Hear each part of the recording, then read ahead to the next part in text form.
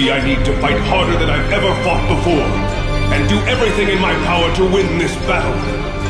It's my move, and the card that I'm about to draw is the exact one that I need.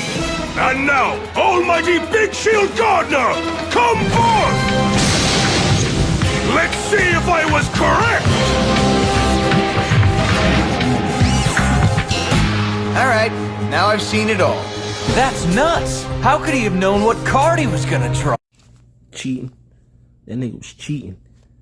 You know when motherfuckers be losing and be like, this nigga cheating? Nah, that nigga actually was. First of all, you supposed to be dueling one nigga, and you already dueling two. This nigga got split personalities. That's two niggas. Nigga cheating. Cheating ass motherfucker. Fuck, I challenged the chubby school nigga to a dude. This nigga put on a VV chain, took some Ozempic, grew 2 feet, and started being swagged out. Now I'm battling Prince. Nigga, ain't nobody signed up for this shit.